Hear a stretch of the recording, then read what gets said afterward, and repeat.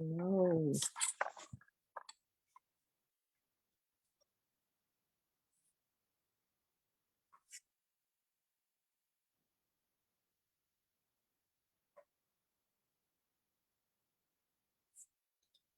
No, that's what. Switch up everything.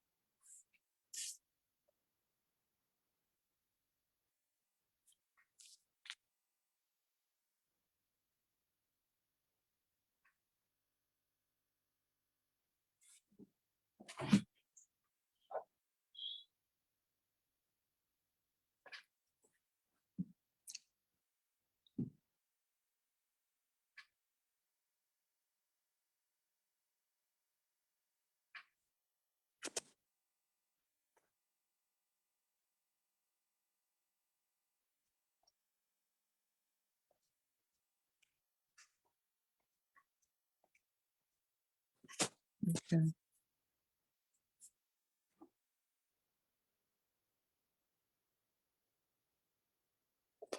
Bridget, I'm ready to open.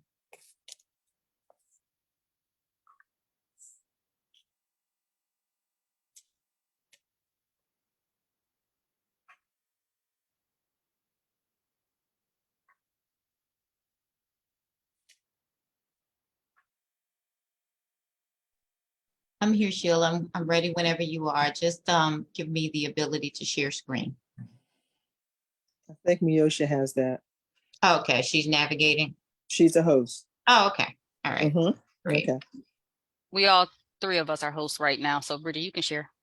Okay. Whenever you're ready for me, Sheila, let me know. All right. We're going to get started then. So, hey, everybody. Welcome, welcome, welcome, welcome. Yay. Let's get some spirit up in here. This is 2023. Welcome to PBCIP's first State of Parkside meeting for this year. This is something that we do every year, and we are looking forward to this. But first, let's go through our normal preliminaries. We just want to start off with a word of prayer. We want to make sure that we come in the same way we went out. So we have been under this arc of protection, and we want to stay there. And we want to be able to share this with everybody. So I know my pastor, councilman, assembly, and everything else that I can name for him at this point is on. So if you would like to lead us in the word of prayer to get us started for the night, and we will continue.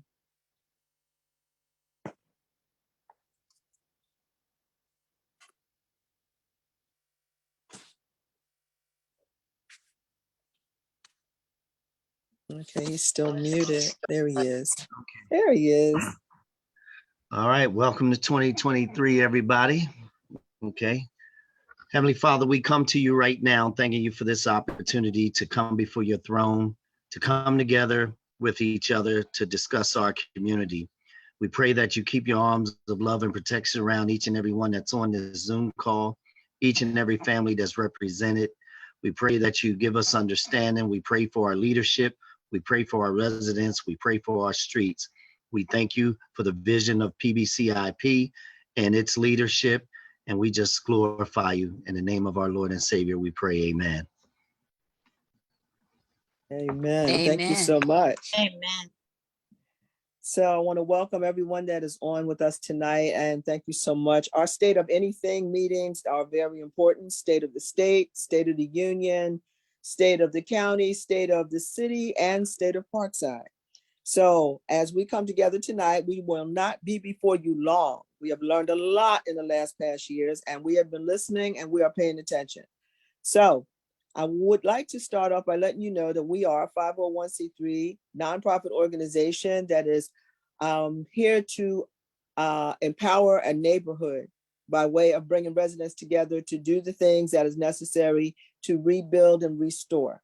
Our CEO, Bridget Pfeiffer, is the person that's at the helm of this. She has the details of what it is, who we are, and why we are better than anybody, and we just follow her lead. So if we could get started before I do that. Okay, nope, we're not doing breaking news. Before I start that, I just want to see if Assemblyman is here and what kind of schedule He's he here. has. He's here. Okay. Oh, Assemblyman. So I want to welcome our guests. I want to welcome our Assemblyman, and I want to welcome our councilman. And I see there's a lot of people jumping on here tonight. This is really good. And anyone else. So just to keep everything moving, before I actually allow Bridget to get started, Assemblyman, I know that you have some really important news to bring to us, and I know that you have another meeting that you have to attend. So if you are willing to unmute and speak on this time, we can give you the time you need. Thank you. I'm here to talk about money.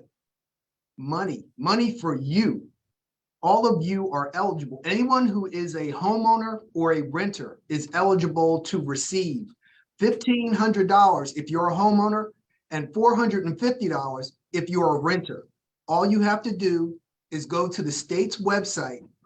That's stateofnewjersey.com or .org. I'm not sure which one. And click on the anchor program. And I'm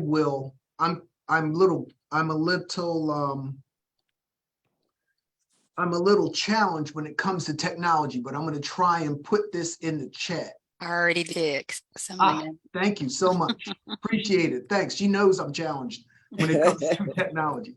So anyway, the link is in the chat. We do not have enough people applying. So please spread the word. If you are a homeowner, you can get $1,500. All you've got to do is go and apply. The state will be giving out the checks. I think it's in May, I believe.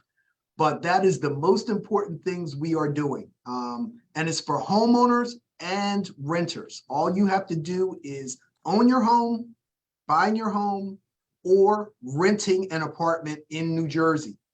And you are eligible for these funds. There you go. I see someone with the anchor program application right there. Go and fill it out, please. We are looking for more people to come and take this money. So that's the main thing I wanted to talk about. I wanted to get the word out. Excellent. Absolutely excellent. Can anybody hear me? All right, good. All right. Everything else on my screen seems to be frozen for a minute, but anyway, we'll continue. So the anchor program, very important for renters as well as homeowners. This is an opportunity. The state they fought long and hard for this to get you some money back. The Assemblyman comes to tell you you can get money back. So all you have to do is apply to the program. It's not very difficult. It's very simple. And once you apply, the eligibility is based on the information that is there. If you are eligible, which you more than likely are, you will get a check sometime in the early spring, mid-spring. So it's all a matter of applying and spread the word, tell your neighbors, let them know. This is renters and homeowners. It's not a separate issue. Anchor program, okay? State of New Jersey. Ask Google, it'll tell you everything. Thank you, Assemblyman. You good? I'm good. Thanks for giving me some time. Appreciate it. Thank you so much. Okay. So with that being said, I would now like to introduce to some and present to others, our Chief of Staff, our CEO. This is our person that leads us through what it is that we go through and the things that are coming bigger and better, Bridget Pfeiffer. Good evening, everyone. So happy that so many of you have joined us tonight. Before I jump into the presentation, I just want to set the stage by saying I really believe a great place to begin tonight's presentation, which I'm hoping will become a conversation is through really taking a quick glimpse at the conditions and some of the updated demographics of Parkside, while also making mention of some of those systemic issues that have significantly impacted and really continue to snag at the core and the essence of the community. And by that, I mean, oh, 1 second, sorry. I'm having a moment like Bill. There we go, slideshow, okay. And so by that, I mean, I'm just realizing that Parkside is a very diverse, predominantly, as we all know, Black community, but we have a growing Latino population of about 17, 19%. And there's a wide spectrum of people from varied incomes, from varied employment, and from varied backgrounds. And so we know that the median income for Parkside is about $39,000. But if we look at the poverty level, it's about 22%, which is high, but it's lower than the city. And the largest group within that poverty income level are female-headed families with children. Can everyone see my slides? Yes. What we know over the past 20 years is that the homeownership rate has dropped significantly. In the year 2000, homeownership rate in this community was 59%. Based upon the 2020 census, we're now somewhere around 47%, higher than the city of Camden, but not where we once was. The housing vacancy rate is about 13%. The average price for homes for sale that are in good condition, mind you, good condition, is somewhere around $138,000. And so based upon a market value analysis, this was a full kind of detailed analysis of every community in the city of Camden. What we find is that the housing stock is affordable. And at this point in time, there's no real risk for displacement. You know, very often we hear people talk about gentrification. At this moment, Parkside is not at risk. So what we see on the map is outlined in red is the Parkside community. And what you'll see is that the areas east of Baird Boulevard are primarily stable, owner-occupied homes, where you see the area that's west of Baird Boulevard is primarily market rate rental occupied, meaning most of those people who are renters are not receiving any subsidy. And so I think it's also important to mention that 40% of Haddon Avenue, the commercial corridor that is vacant. And that number has dwindled from 46% almost 5 years ago. Also in thinking about the commercial corridor, I think it's important to note that if you look at the market size, demand, and leakage information that's provided here on this slide, you'll see that there's a leakage rate annually. So we lose close to $42 million annually because of the fact that we have limited retail and service opportunities along the corridor. And through our neighborhood planning process and through conversations with the community, what we've identified is some areas where there can potentially be additional retail added to the corridor. And so when you see home furnishings, food and beverage stores, clothing and accessories, those are opportunities that are waiting for Haddon Avenue. Now, in thinking about systemic issues, there are just two that I want to pull, or maybe two or three from here. We've been doing a lot of work with some of the small businesses through COVID, after COVID. And what I do know is that our Black and Latino owned businesses along the corridor are fighting to stabilize post pandemic. You know, they're fighting. And what I also know is that we cannot afford to lose them, right? Also, we all know that New Jersey is a very expensive state to live in. It's the 7th most expensive state for renters in the country. And so in order to really afford a fair market rent unit in the state of New Jersey and also in the city of Camden, a person would have to make $31.32 an hour or $65,000, give or take, annually. And so with that, we know that over 50% of our renters in Parkside are rent burdened. We also know that the life expectancy is 10 years shorter for people who live in Parkside versus those who live in Collingswood or Camden County. We also know that Camden City's Black third grade reading scores are about half the county average. And this is the one that really throws me every time I'm reminded of, every time I read this statistic, this fact. You know, New Jersey has one of the worst racial wealth gaps in the nation. The median net worth for a white family in New Jersey is about $309,000, while in comparison for a Latino family, it's about $7,000, and for a Black family, it's about $6,000. So what makes up that difference? And I think we should all know that many of those factors, or the biggest quantifiable difference, really is the fact that we don't own our own homes. And that's the greatest asset that most will ever have in their lifetime. And so, you know, the questions that we as a team at PBCIP, the board of PBCIP, I think the questions that we ask ourselves and that we will continue to ask ourselves is, you know, how to form the partnerships, how to advocate, how to combat, how to fight for the change that's needed to really impact this community in a way that's significant. And so before you is sort of a model that we use. We call it a theory of change model, and I'm not going to go through the details of it. But in moving towards a healthier, more equitable community, Parkside, we believe it's important to build equity through home ownership, through small business development. We also believe it's important that we leverage partnerships with our healthcare institution. And we believe it's important for there to be healthy food access.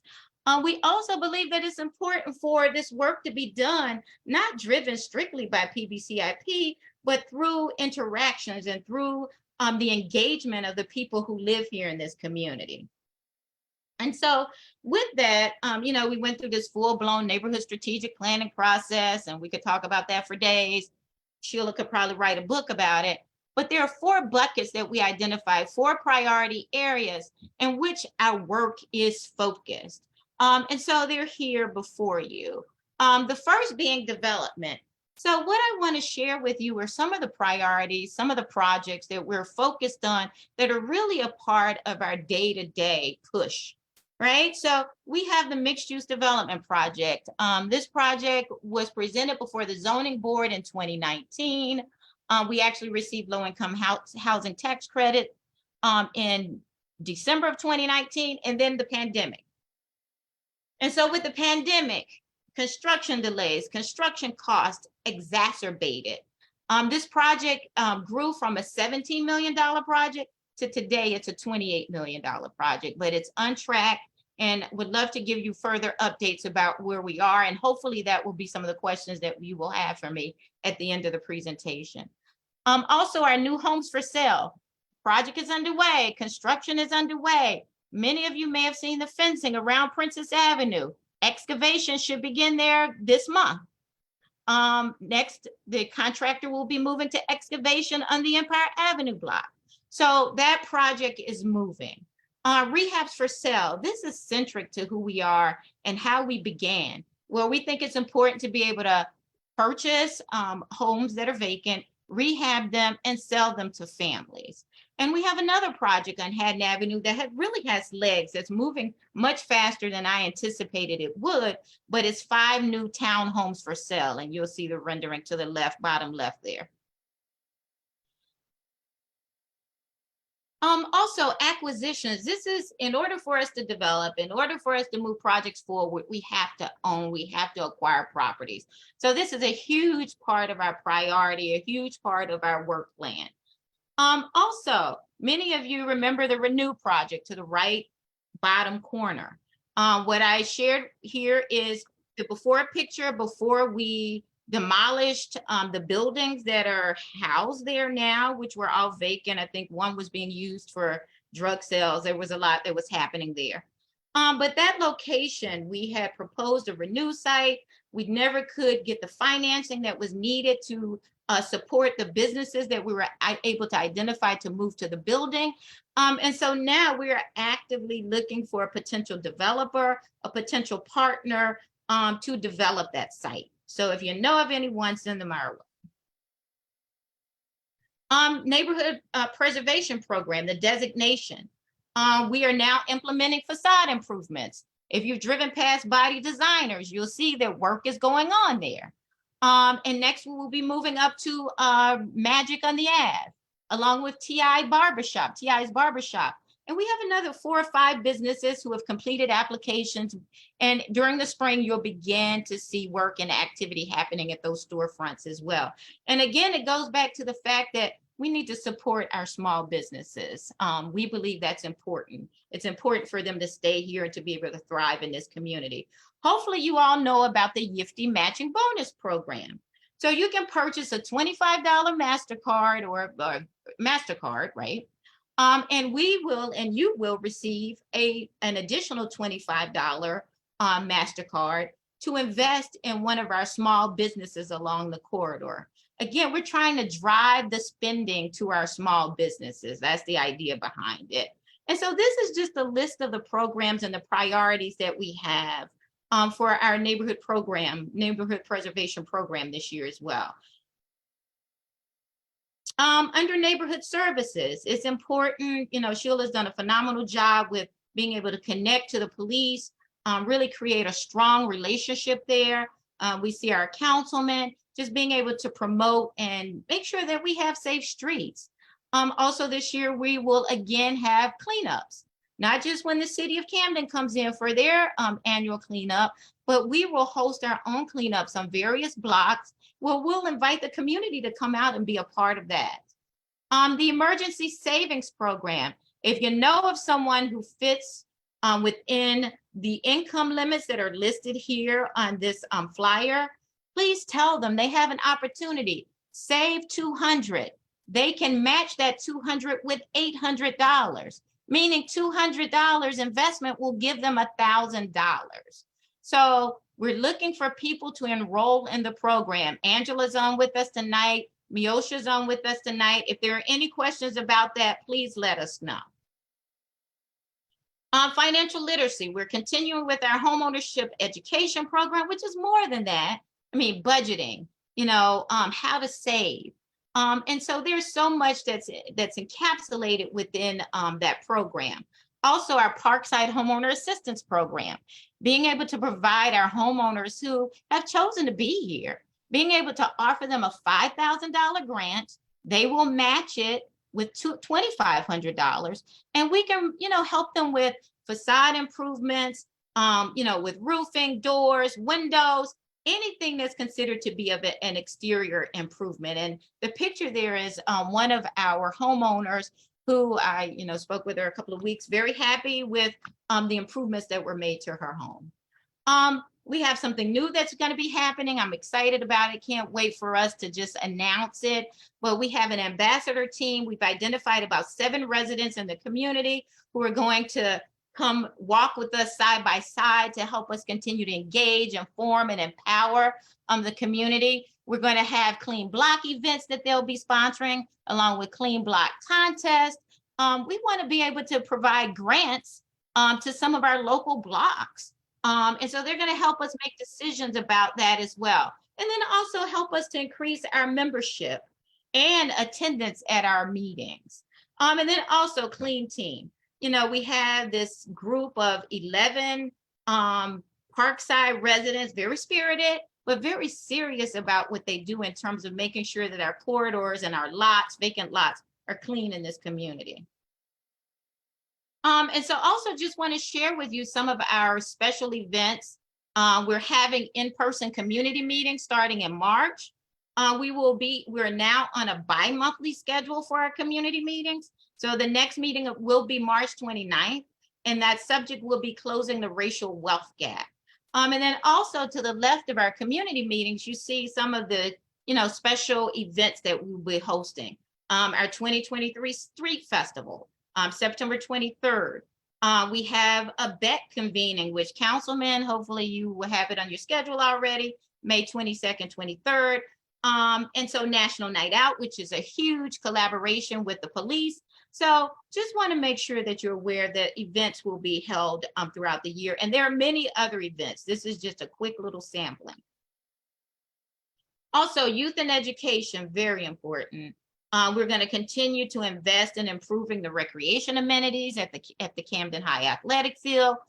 You see the baseball dugout where funds were invested. It was not only the dugout, but it was the backstop, the pitching mound. We purchased new uniforms or new jerseys for the baseball team last year. Also, you probably noticed that we surfaced or resurfaced 2 of the tennis courts at the Camden High Field. We're going to expand that to 4 surfaces. So there will be a total of 4 surfaces that will be resurfaced during the summer. And then also we're going to continue to support those youth-based organizations that are striving to support the education of the young people in this community. And I've listed here some of those organizations that we've supported, whether it's through sponsorships of an event that they were sponsoring, or whether it was through just a donation. But we want to continue to make sure that we're supporting those who are really working in that youth and education space. Health and well-being. Very important, healthy food access. I see you, Councilman. I was going to wait till the end. Hold on to that question, write it down so you can remember it. But it's very important for us to continue some of the work within the healthy food access sphere. One is we want to continue to distribute and actually increase our distribution of food bucks. We want to be able to continue to provide recorded sessions of families coming together to cook and prepare healthy foods.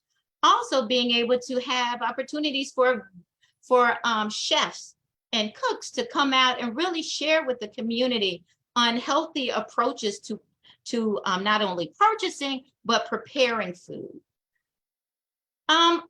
Routes to Market, Routes to Prevention, that's an initiative that kind of grew from PBCIP, well over 11 years ago, was recently awarded a grant, which provides an opportunity for access to software that can help some of our local growers, which will help with pricing, with ordering, with aggregation, and also help with selling their local produce.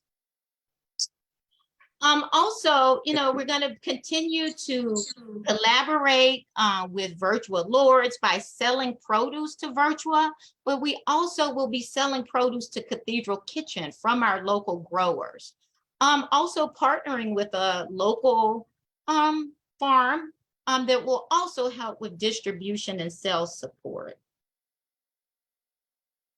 And so in a nutshell, what we're looking to invest this year, it's kind of encapsulated here for you in this budget. Within the development realm, we're looking at about $21,525,000 being invested, and that includes our mixed-use 32-unit project, that includes our 10 new homes project, that includes our 5 new townhomes project, that includes all of which was encompassed on those slides, and I can go back to them if there are questions about that. For neighborhood preservation, we are committing $125,000. For neighborhood services, we're somewhere around $501,480. Youth and education, we want to continue to support at the tune of about $20,000. And for our healthy food access programs, we have allocated $219,520. So our total investment this year will be somewhere around $22 million, $22,391,120. And so I have a breakdown here. When thinking about neighborhood services, your question could be, what does that include? Our annual meeting, we invite our members at the end of the year to come dine, to just come support each other, come mingle, come have a great night of just being together and celebrating. We give an annual Christmas gift certificate. We have a giveaway. Our clean team, any membership incentives that we provide. Our outreach ambassadors, the 7 individuals that I just mentioned that will be walking side by side with us. Our street festival. So, I mean, these are the line items that make up neighborhood services, that make up our development activity. And also I've listed for you the budget amounts for urban agriculture, youth and education, and of course, our neighborhood preservation program. And so, you know, Sheila, she mentioned that I'm the driver. No, I'm just helping to facilitate. There are a number of people who are involved in this process, and you are one of them. But what I would like to highlight now are the members of our board. Oscar Spencer is our chair. Tasha Humphrey is our vice chair. Miss Naomi Scott is our treasurer. And then also here listed are staff members who are really committed, some of which have been here for 20 years, many of which live in this community, so you know they really care. Some of which could be someplace else, but decided this is where they really wanted to be because this work is important to them. And so I think that concludes my presentation. So if there are questions, hopefully there are many, now is the time. I have a First up, it's question. Councilman. Yes. Yeah, can you repeat? I don't know if you said the dates backwards, but the Beck dates for the Beck gathering. Yeah, May 22nd and 23rd. And we really need you May 22nd.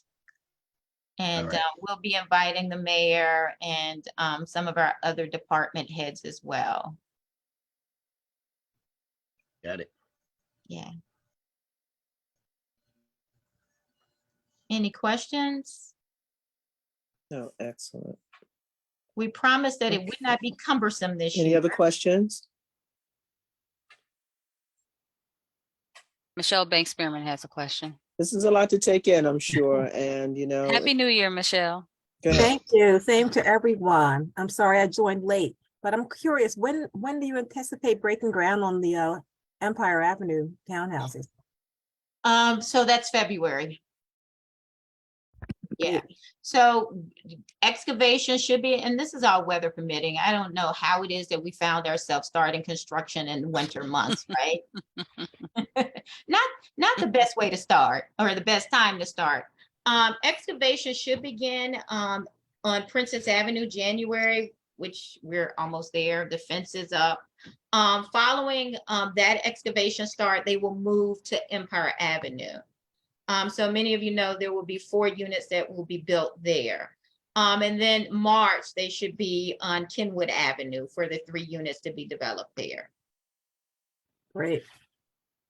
Yeah. Okay. So I see we Yes, have a Ms. lot of, Patricia. Ms. I Patricia see has it. a question. Mhm.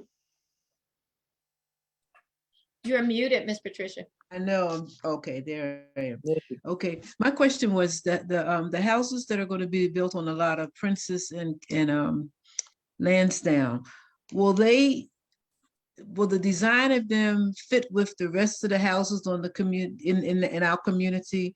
Like we have open porches or closed porches.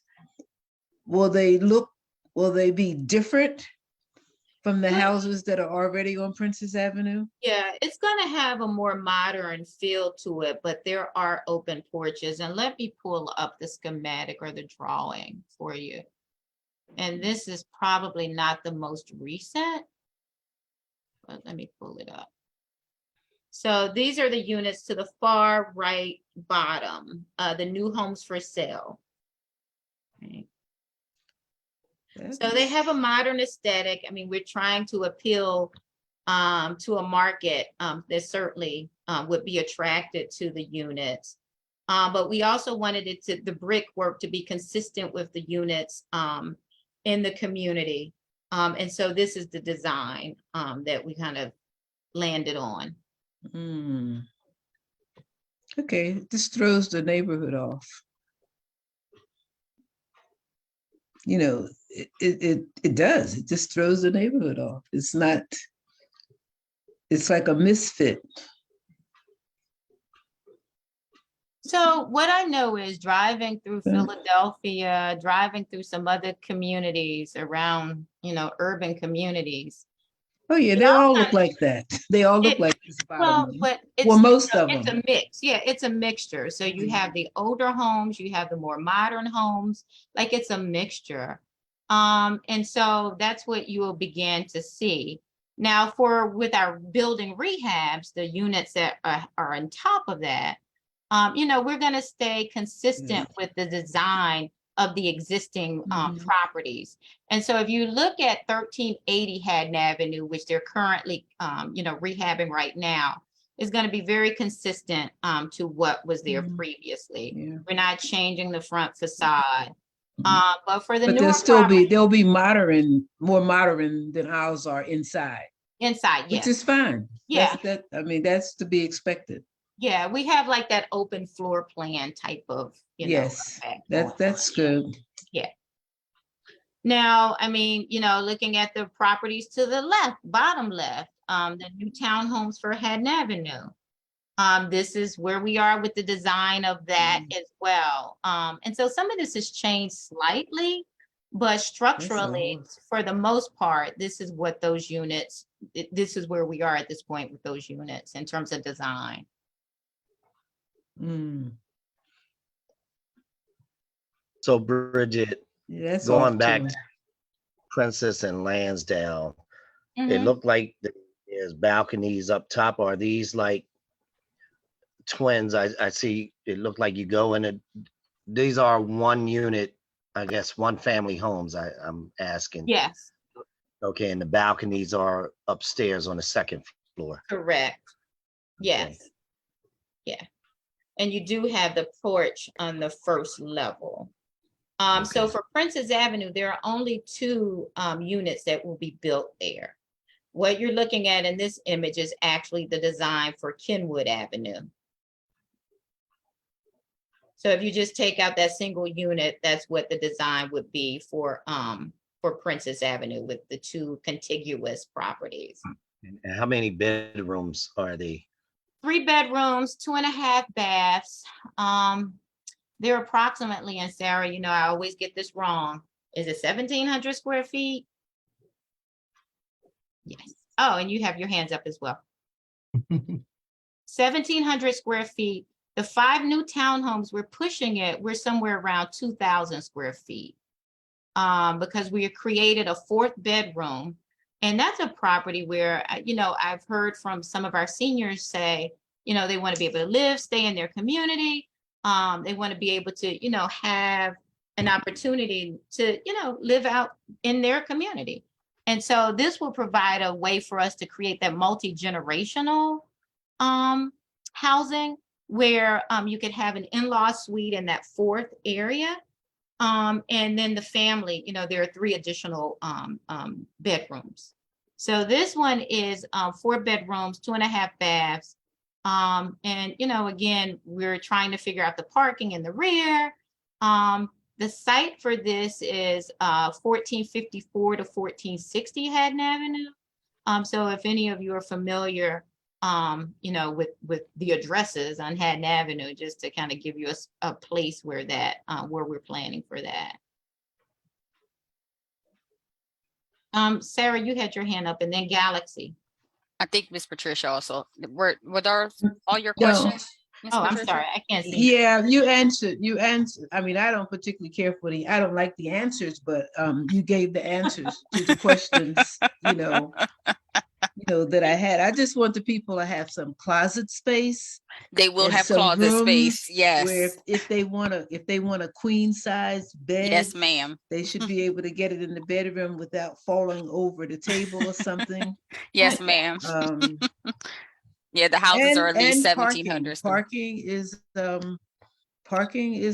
a priority, For Yeah. all these units, they all have their own parking.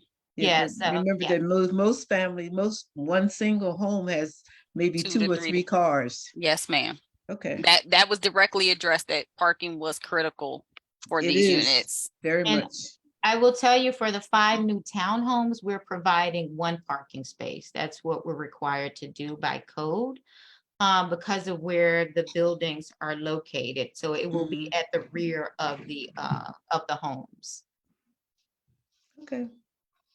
Yes, and so, this project, I think we've been trying to move to the point where we are now in full construction for probably about 2 years. And so really the design hasn't changed much. And so we went to each block, before we even, went to the point of being able to engage our contractor to make sure if there were any real questions or any concerns from residents. We really wanted to hear from them. And so I hear you, Miss Patricia. I wish this is a comment we'd have heard 2 years ago. But I think, and thinking about contemporary and, how to bring in a more marketable unit that would attract the buyer, I think that we would like to attract. I think this is going to be very marketable. So we have a question from someone, Galaxy. They had their hand raised. Galaxy 9, I think it said. It looks like, oh, they lowered it. And then LaTanya, you had your hand, or did you? Yes. Paula? There you go. Can you hear me? Yes, ma'am. Okay, so I just wanted to maybe, share some of my experience with Miss Patricia. She might feel a little bit better. And I'm glad she mentioned what she had concerns about. So Miss Patricia, I live on Empire Avenue in the White House, little house on the prairie. So I have plenty of closet space. I have plenty of parking space, and I have a full basement. So although these houses may look smaller from the outside, the way they're being built, I know the way mine was built was to provide an open concept with a lot of space that you could use. So the aesthetics on the outside are not what I originally wanted it. I wanted it to look like everyone else's, but I didn't have, the bank wouldn't give me another $300,000 to fix it the way you guys look right now. And you know what? That's a very valid point, LaTanya. It would be difficult for us to build what's currently existing in the housing stock in this community. Sarah, you're going to have to correct me on this, but I must tell you, our construction costs somewhere around, what is it, Sarah, for construction? I think she muted herself by accident. On a per unit basis? How do you, oh, okay, there I am. It's about $192 per square foot. Which is how much per unit in thousands? 372,000, somewhere around there. That's construction. That's just construction, yes. So imagine if we had the brick facade and some of the features of these existing properties. It's impossible for us to be able to fill the gap to really get to that point where we could develop that type of unit. So thank you, LaTanya. That's a very valid point. And also, in mentioning the full basement, our units will also provide that for the buyers as well. Officer Smith, and I just see the first last name. Yes, Baker. So just as an officer that's part of community outreach, I know one of the many concerns that can come up is regarding trash removal. So how would that work with the new units being put up in Parkside? Do you mean like public works trash removal? Yeah, like would they receive the trash in the front of the yards, or would they receive them No, in the they would back? have to be the front, because that's on those blocks. They pick it up in the front. Kenwood and Princess, they pick it up on the front. I'm not sure where 1200 block of Empire picks theirs up. So basically they would have to put the trash cans wherever the public works comes down with their vehicles. Yeah, so they 1200 would is the same. basically follow what their neighbors are Yeah. doing. Mhm. So it's in the front. Yeah, it's in the front. Okay. And also for Haddon Avenue, I mean, there's 6-day-a-week pickup during the spring, summer, 5-day-a-week pickup during the winter. And so again, front of the property. So it would be the same. Okay, thank you. Mhm.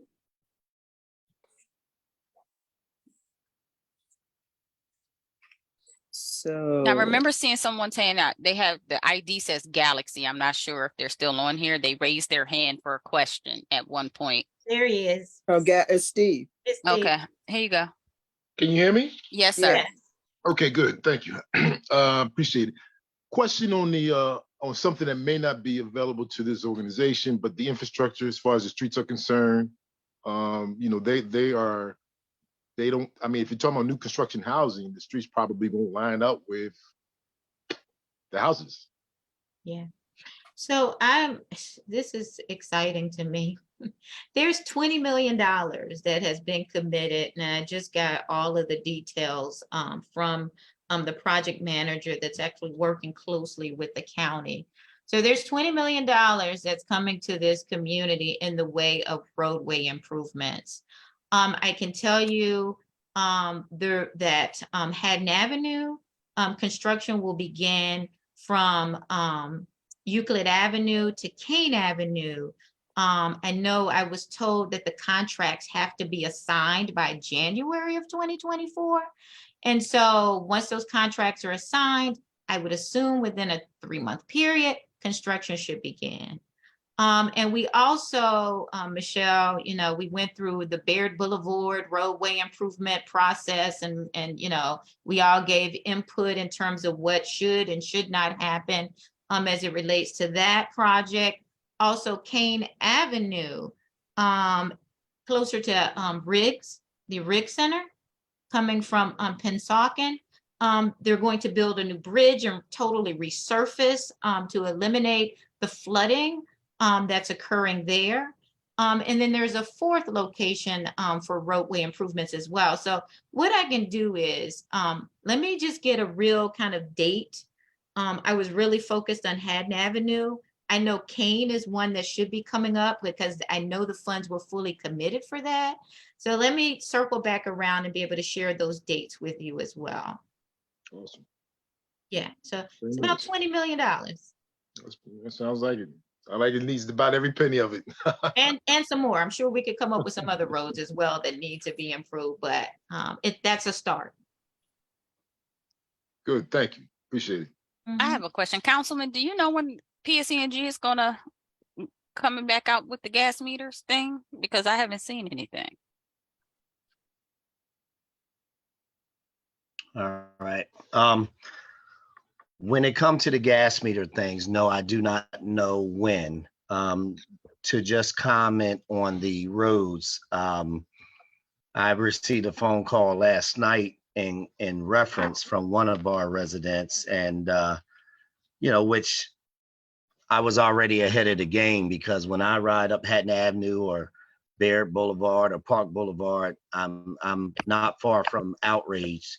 So I had a conversation today with the business administrator, as well as one of the other assistants in the mayor's office, and I was assured that what's going on is the short answer for Steve is we probably, right now they're on hiatus. We're probably not going to see any movement on the streets until, I'll say, May.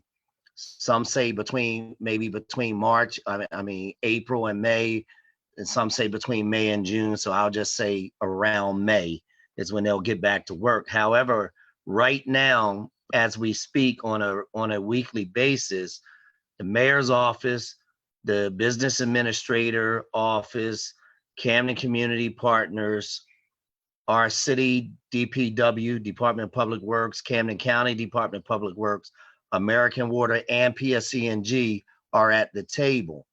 And now that I have pushed a little deeper, I'm able to come to the table and make my requests known.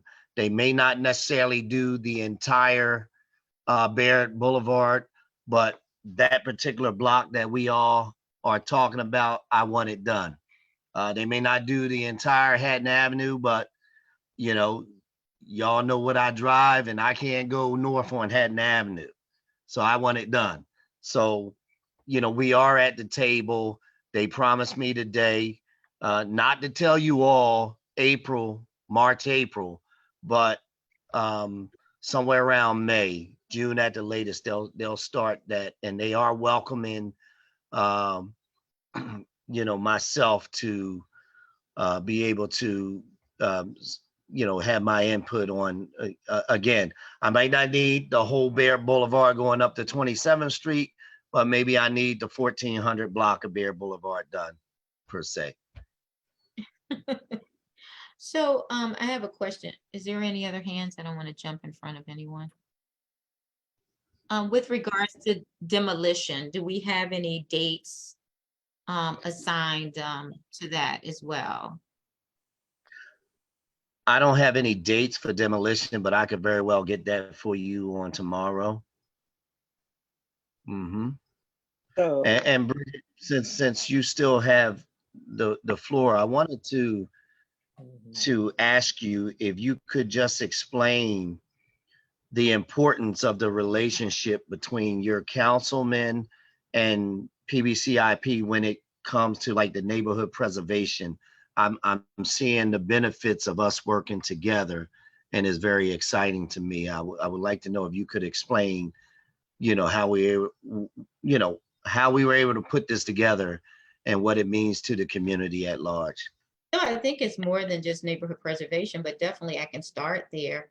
So we were informed of an opportunity to secure $125,000 through the state. But the application had to be submitted on behalf of the city. And they, in turn, the funds would be received by the city. So they would manage the funding. And so I immediately reached out to our councilman to say, hey, there's an opportunity. We really need to bring this funding into the corridor because our small businesses really need the support. They really need the investment. They really need the attention, right?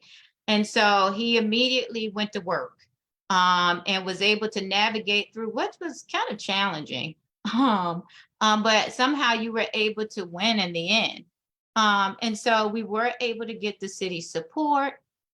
We were able to get that. We completed the application. We just needed the city to actually upload it and submit it. And so we were able to get to the finish line with it. And as a result, we were awarded the Neighborhood Preservation Program funding over a 5-year period. Again, it's $125,000. In addition to that, because we are a NPP designated community, we were able to get capital grant funding for 1327 Haddon Avenue, which is the old Just for Kids site. I don't know if any of you have seen the construction that's going on there, but we were able to secure $350,000 because we are an MPP district. That funding would not have been available to us.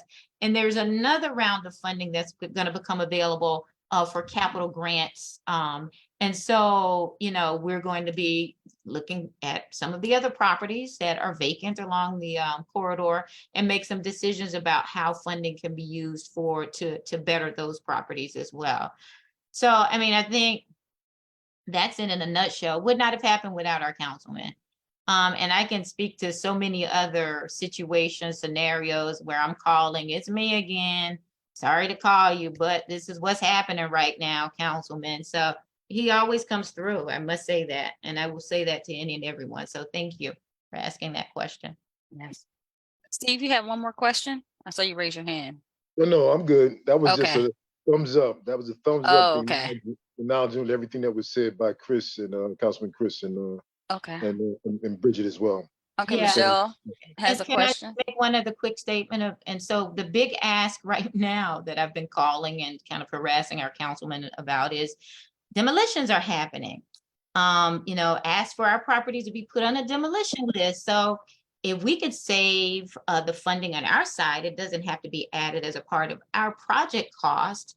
If the city would demolish it sort of in kind, then it works, for moving the projects forward. And so, he was able to get an answer to that question. And I think we're still trying to figure out the answer to that question, but that's massive. For our 32 unit project, right now, our demolition cost is estimated at about $300,000. So if we were able to save that, we could apply that funding to another line item. So just wanted to add that as well. Michelle? I think Mr. Whitey had his hand up. Yeah, I have Yes, both of you on. Okay, Mr. Whitey. yes, how you doing? Hi. On those houses on Princess and Lansdowne, are those end of the houses gonna touch the existing house? No, It's How gonna be much two. space is, how much It's gonna, space is gonna be between the existing house and the end of the houses that are gonna be facing Lansdowne, I presume, correct? it's right on the they corner. will be facing Princess Avenue. Princess. Yeah. Oh, they're gonna face Yes, Princess. they will be Yes. facing. Right. Okay, because the way you had it projected on the other screen looked like they were gonna be up against the back of that existing house. No. Okay, they're gonna be facing Princess, and there's gonna be two units Yes, Yeah. sir. with And no yard or very little yard in between. Yeah, backyard and driveways. Right. They're gonna have driveways on both sides. yes. Yes, sir. Okay. Okay. And Yes. that stairwell thing is like not the same as what's gonna be there, or is that's the same as the ones gonna be on Princess, the ones you said are from Kenwood? Yes. So yes, they're all the same. Right. Same about the same type of design? Yes, Yeah. sir. Yeah, because Same. I know doing all that brick would be a lot of money. Right. Be like about 500 something $1,000 to do that much Per brick. house. Yes. Yeah, per house, and that's just Mhm. cost. That ain't Right. selling price. Right. Correct. Yeah, okay. I just Yeah. wanted to be aware of that. Thank you. Yeah. All right. And Mr. Whitey, why don't I find out from the architect what the actual distance is, and I'll let you know. I can share Yeah. information to you. But I do know that our parking skirt is 8 feet in width. Uh-huh. And I Uh-huh. know there's green space between the parking skirt and the next building, but let me get that information. Yeah, it's probably gonna be minimal because of the distance. Yeah. Okay, but Yeah, I'll let you know. I'll let you know. yeah, all right, appreciate it. And is that gonna be eligible for like first home buyers or young Yes. That's people? it. That's the idea, that it would be for first-time home buyers. I will tell you, just to stress how important and how well needed, much needed, affordable housing is in the state. 10 units, we received what, 320 applications, right, Miosha? Yeah. Yes. 320 applications. And so we're not, Miosha's sifting through those applicants to try and identify the families that will qualify. And so I think she has like 150 applications yet, and applicants, I should say, to, reach out to just determine whether in fact they meet the eligibility requirements. And part of the eligibility is they have children, right? Yes, don't have to have No, children. It no. has to be two people in the People in the household. house. It could be two adults who are Oh, not wow. married, And so, yeah, there are different scenarios that could work for it, but it could not be a single person. Right. Okay. No single person. All No right. single person. And that's 3 bedrooms? 3 bedrooms, 2.5 baths, Okay. and a full Cool. basement, but it's not finished. And a full basement, it's not finished. Right. Right. Sounds good. Thank you. Thank you. Michelle? And my question was, I was just wondering how the facade program is going with people being able to get a matching grant to do facade repairs to their homes. Oh, that's Oh, the Parkside yeah. Homeowners Assistance Program. The facade is the businesses on Haddon Okay, Avenue. homeowner. So it's going really well. And once people submit their application, we have the income guidelines. I'll reshare the flyer in here. But the income guidelines are 100% of the area median for your household size. So for example, for a household size of 1, I think it's like 74,000. If you make under that 74,000, you can participate in the program. So before they can move forward with any type of construction, they have to provide documentation, proof of income, proof of ownership, of course, and proof that they have money saved. Right. So, Go ahead. so we match what they have saved. So we don't, it's not that they can apply and they don't have the funds ready at that time. They have to show that they have the funding of up to 2,500. We'll match that 2 to 1 and they can receive 5,000. So they have to show proof of that. So we've completed 4 properties at this point. We have 3 that's under construction. We're waiting for our homeowners to, identify their contractors, and we've been waiting for a minute. And we have 23 on the wait list. So, now is a challenging time because it's winter. My hope is that we're going to be fully positioned, so spring we can just begin to kind of navigate through and get those properties rehabbed, and you know, and have homeowners who've had some investment in their properties. And I should also say that we changed the requirements for the match. If a person is over the age of 70 and is less than 250% of the poverty level, then they aren't required to have a match. As we were finding that some of our seniors just could not qualify, who have been here in this community for 30 and 40 years, and who better to, you know, provide that type of investment to than, you know, those who have been here and kind of held it down in the community for all those years. Great, that sounds wonderful. So we're going into 7 o'clock, ladies and gentlemen. So we would like to utilize our next hour by letting, I guess, some of the guests that we have invited to speak, especially our councilman. He has a whole report that he gives on a month-to-month basis or bi-monthly basis as we go into that, as well as some information from Angela Randall regarding the savings program, which would be the way that you would be able to invest 2 and make 8 and have a total of 1,000 at the end. So I would like to introduce our councilman, Chris Collins, who, you know, just a few minutes ago, let you know why, you know, it's important that having a good person to listen to what it is that is a need, whether it's through an agency such as PBCIP or every individual that lives in Parkside in the 2nd Ward. That's what he does on a day-to-day basis. So he's going to give us a report on the 2nd Ward for the beginning of 2023. All right. Well, thanks again, Sheila, for giving me this opportunity to address our men and women here in the 2nd Ward. Tonight, I'm going to narrow it down a little bit tighter to the Parkside community. First, let me offer my condolences to the family of Dave Steele. We know Dave was one of our Parkside personalities, I should say. He's a former Camden firefighter that served our city well. And despite whatever challenges he may have had, Dave was one of the most beautiful men that you could ever meet. And he was definitely a great support to myself, just as, you know, who I am, just as a Parkside guy. So I want to offer my condolences to the Steele family. I want to offer my sincere thanks to all of our holiday partners, Corinne's Place for feeding a large amount of families for the Christmas holiday. I know she worked closely with PBCIP and myself in identifying families that could use the food for the holiday. I can't thank Corinne's without thanking the May family, May Funeral Home family, because they were the ones that sponsored that project for Corinne's.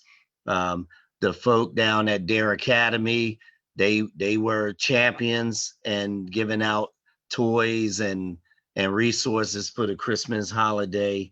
Camden High School class of 79 and associates, they stepped up to the plate greatly with their toy drive and many others I may be forgetting. We talked earlier about our fight against poverty in the city of Camden, for lack of better words. I want to give recognition to those food ministries that are coming out of several of the churches in Parkside, as well as the Parkside families that come together every Saturday, Sunday, and Monday on Kane Avenue to distribute food to the community. We'll make sure we acknowledge them. I'm sure that between Captain Coley and Officer Baker and Smith, that they may address the parking situation with the large amount of people putting cones in front of their properties and trash cans. I want to remind everyone that is not prohibited, or it is prohibited, illegal in our city.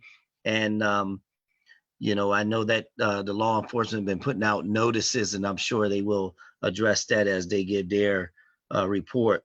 We talked about the issue in the city of Camden that we've been having all across the city with catalytic converters being stolen. We've had quite a few in Parkside that were stolen.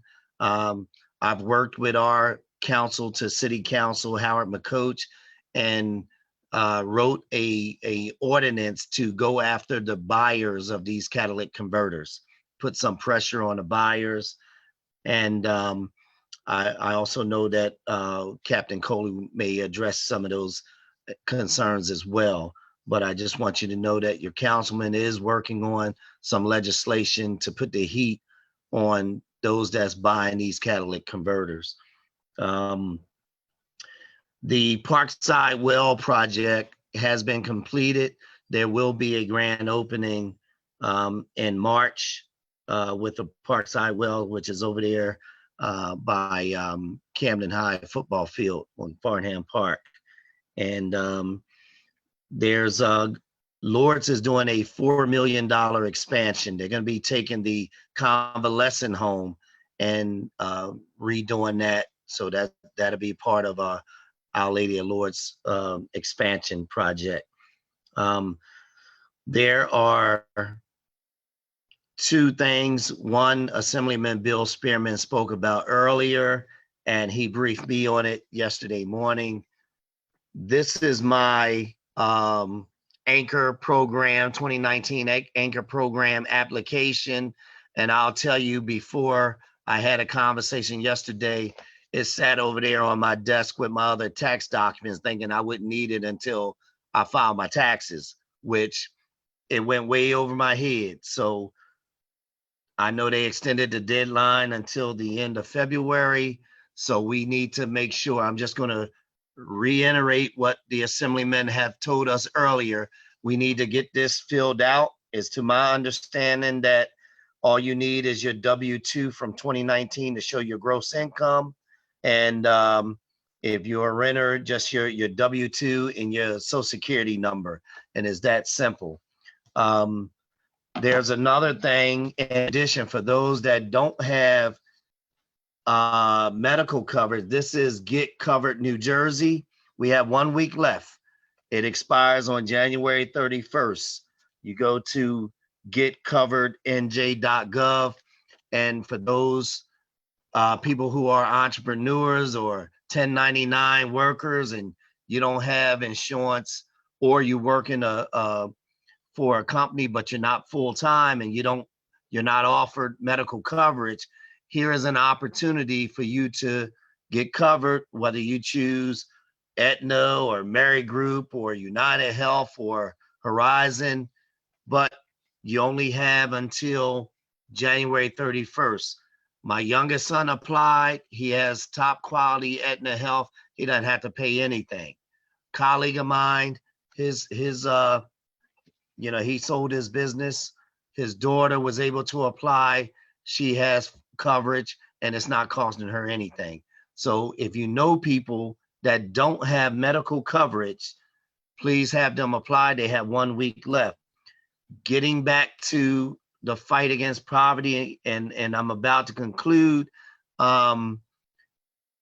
We've lost a lot of people that are dear to us in the last year and coming into this year. Too many of our people are dying and don't have life insurance. At some point, we need to have a deeper discussion about protecting our families and not, we got to be better prepared, right? Our condolences go out to the Dickerson family that grew up right in the big house on Kenwood and Lansdowne. One of the twins passed away this week, and they about 33, 34 years old. And again, we don't always think about putting life insurance on our kids, but it is necessary. All right. So I want to address Bridget. You talked about the Renew site. I know I sent some gentlemen your way to have a discussion. There's some possible resources that they can help on a development side.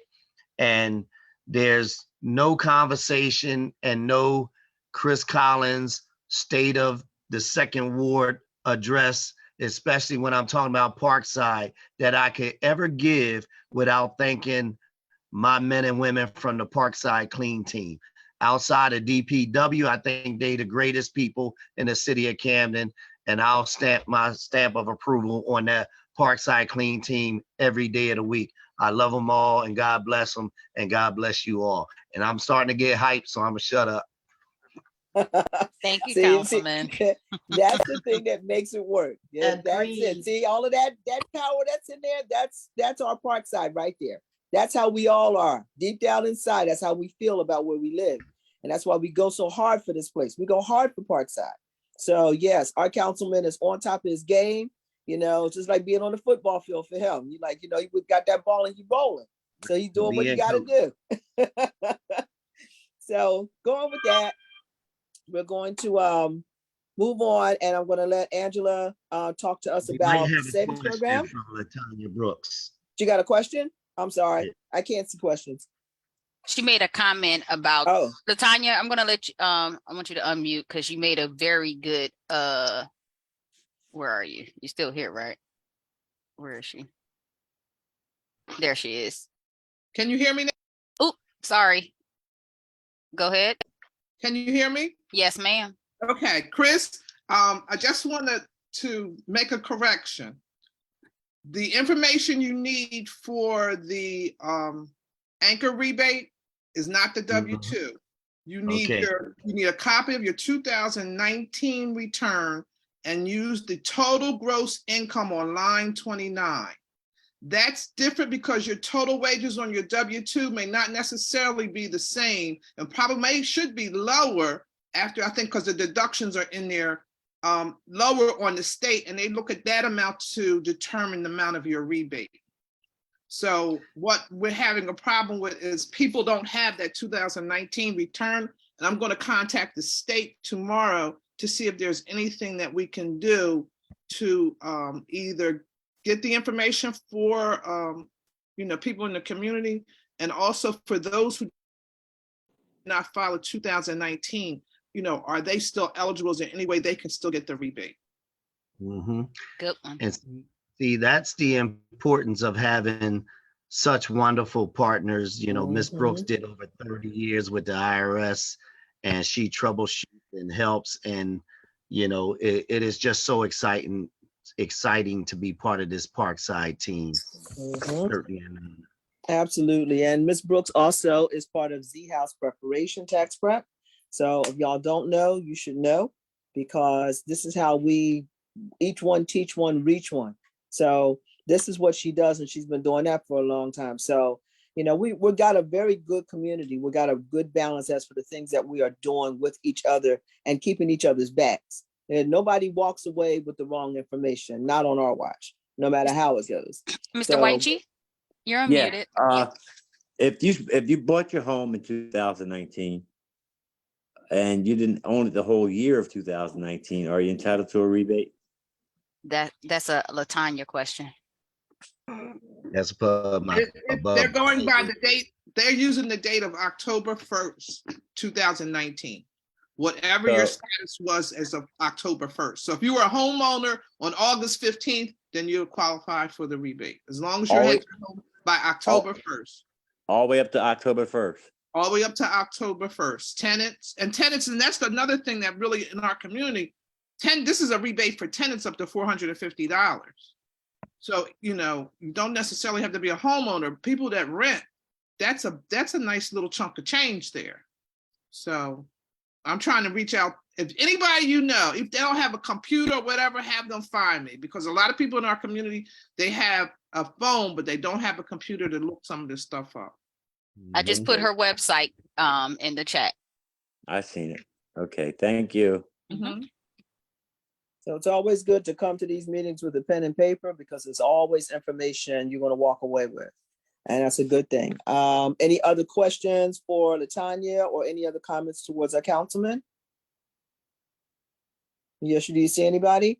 No, and so one last question, Keith, it's the state return. So for the anchor, as LaTanya mentioned, you have to look at line 29 on your 2019 state return. Somebody just asked that again. Mhm. I don't see any other questions in the chat. Okay, great. So let's move on. And it's 7:15. So, Angela, this is the time that we're walking out of one thing that's talking about money and walking into the next thing that's going to talk about more money. So, so we would like for you to share with us how the $200 to $800 savings plan works, the short version, and let us know like when there will possibly be maybe a Zoom that will actually give all of the details to that same thing.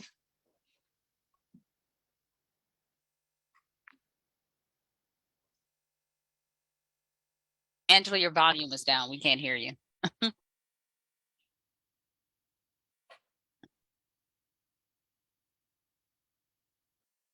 We still can't hear you. Still can't hear her. Yeah, I think her volume is just down on her device because we see you're unmuted.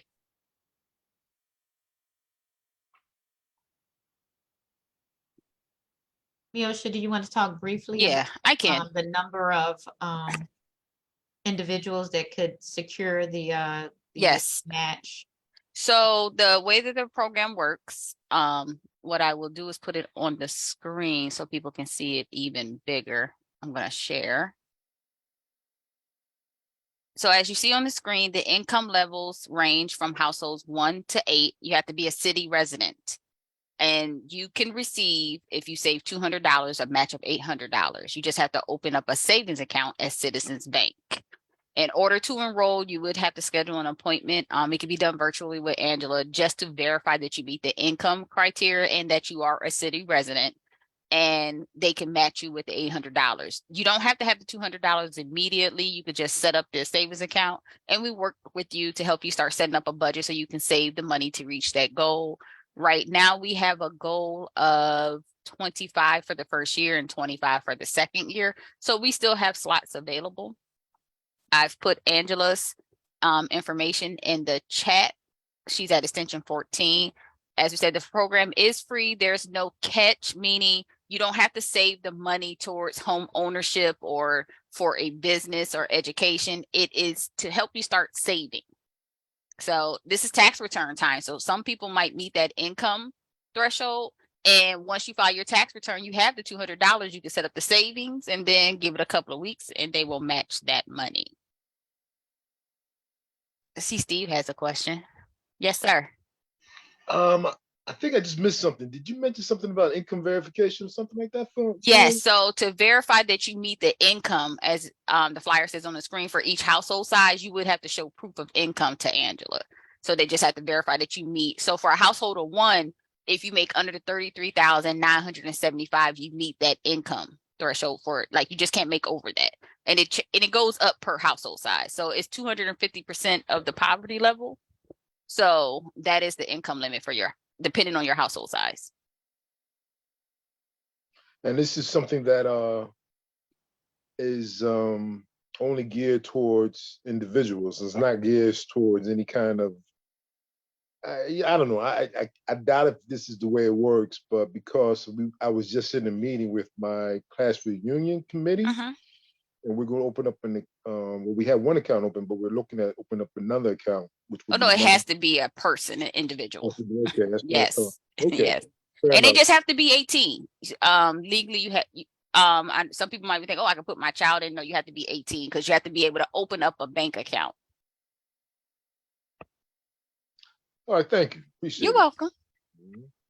All righty. Any other questions? And LaTanya, hopefully you're sharing this opportunity with those who are coming in for, having their taxes prepared, because, the goal is to get the money out there. We don't want to sit on it. We want it out there. Yes, Councilman. Yeah, so with this emergency savings match program, is this just a regular savings account, or Yes, is sir. this where they're going to give a special interest rate? No, it is a regular savings account at Citizens Bank. Okay. So they just have to open up the bank account. The only thing that they recommend is that they set up e-statements so they don't get a fee, which is really simple. Most people do e-statements now. They don't do paper statements anymore. And so Angela can walk you through that part, and you just have to have $200 in your account for them to match. You can't have $200 and then take the money out. It has to be 200 before they will release the $800. This partnered through United Way of Greater Philadelphia, Camden, South Jersey. So this is through them. And they can close the account after they receive the match, or they can keep the account. The idea is to help people, particularly young people, because we have a lot of young people who don't have bank accounts because they're so used to the money apps and not realizing that long term, you need a regular bank account in order to do any type of financial transaction, financial loans, or whether it's home, commercial. And they're getting so used to the Cash App and the Zelles and the Venmo, they need to start establishing their banking history. And this is sooner rather than later, just to get them started with the idea, and particularly with a savings account, because sometimes when you're young, the checking account, you can overdraw, but at least with the savings account, you have that. That's it. It's either you have it or it's zero. So Angela put something in the chat. She will be having a Zoom orientation.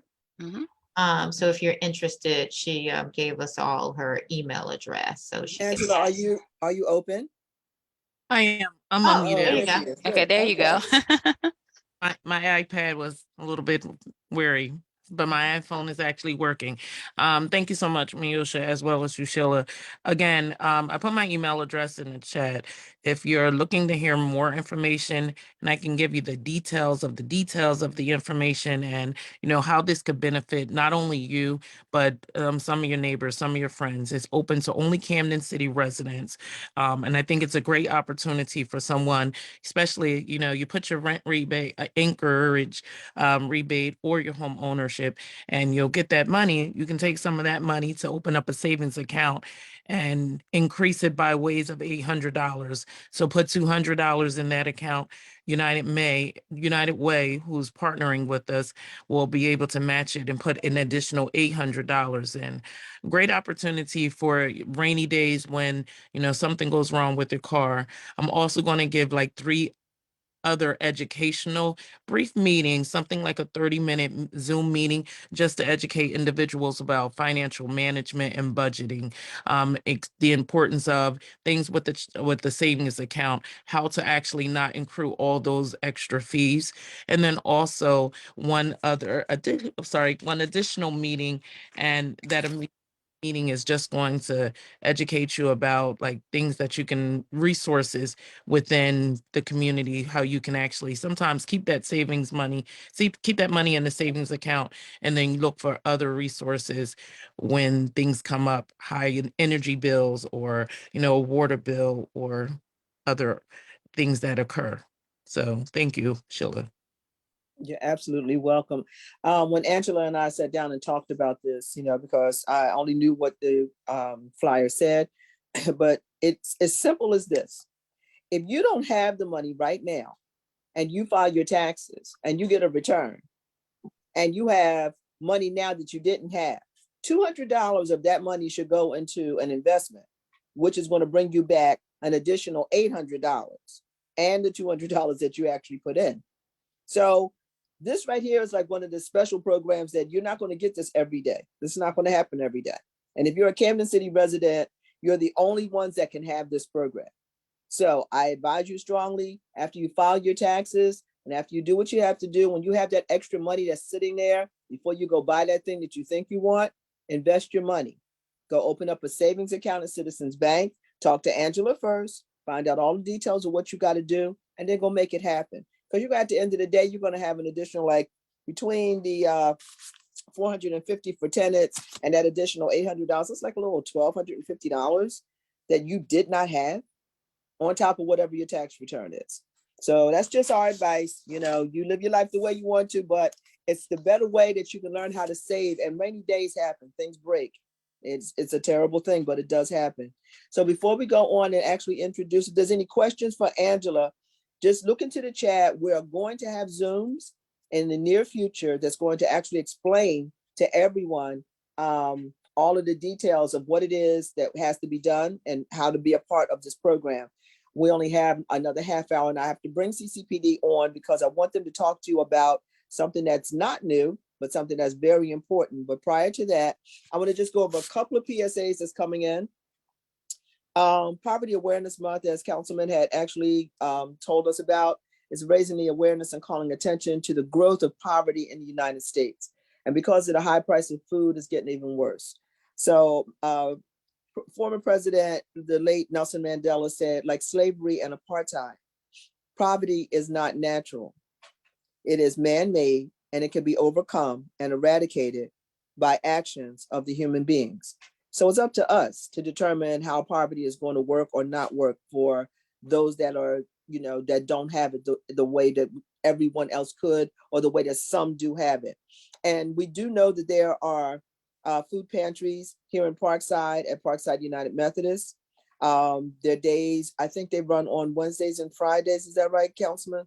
Sometimes I think it's Wednesdays and Fridays.